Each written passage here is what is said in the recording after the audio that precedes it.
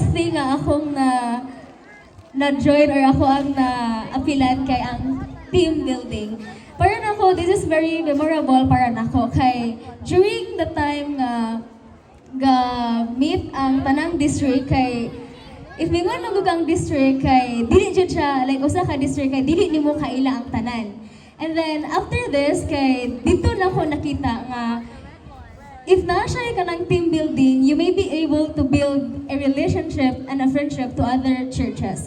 And then one of the things nga ako ang katunan is katong kuan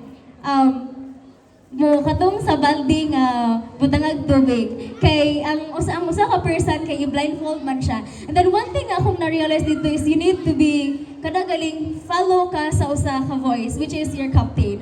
And after this imong makita nga if ma-follow ka sa usa ka tingog sa imong captain to avoid distraction sa mga katawhan sa imong palibot is mo subay na jud ka sa iyang tingog and you have this kind of rules nga dapat usa ka tingog imuhang sundon. Just like Jesus, if imo siyang i-relate on our real life situation, makita nato nga if natay desisyon sa atong tagsa-tagsa nga kinabuhi, if you wanted that goal, if natay journey sa atong kinabuhi, we only need to follow one voice. Especially gitawag siya Children Congress. One of these example is akong mahatag ninyo sa usa ka family. Naay mga anak no, and then of course wala may mga ginikanan nga dili o may mga ginikanan nga ganahan nga ilang mga anak mahilayo or masubay sa kadalanon nga kuan kalibutanon. And then dapat jud ay natong himuon is mo-follow ta sa atong parents. And one of the things nga ako pong ganahan i-share ninyo is katong conquer the ball.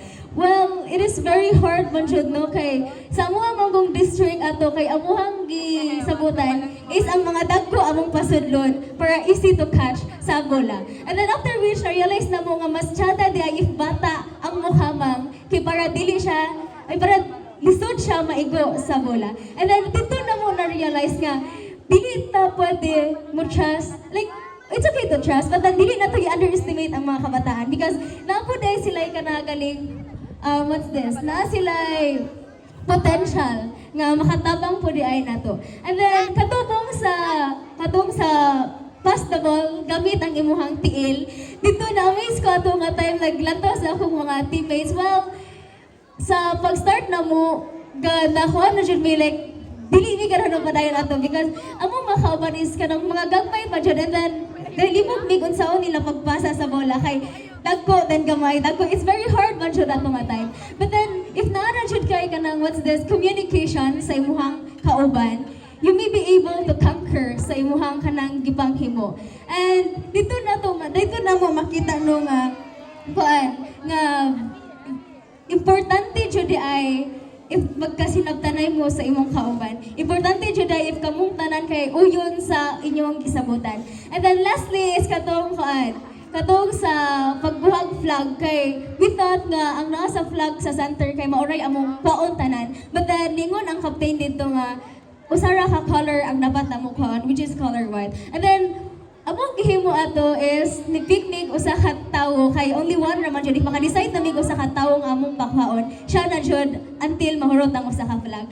And then ato nga time amo mo jud nakuha is dako nga tawo and then kami kagagmay so maglisod mi og kanang aswat niya. But then among na-realize ato nga time nga if magtinabangay ra jud mo sa usa ka teammates makaya ra jud di ay ninyo. And then ganahan ra pud ko magpasalamat especially sa atong mga master guide sa ilang taas nga pasensya nga gihatag nila namo. And then daghan kaming nakatunan during the days nga diri sa AADS and we also thank God nga even though naay mga ulan-ulan ginagmay nga dili jud ginagmay kay nagbaha na gud ato nga sa mga ubang tent but we we may be able to conquer ra jud because we believe nga na ang Dios diri nga lugar. And then that's all. Once again, good morning and happy Sabbath.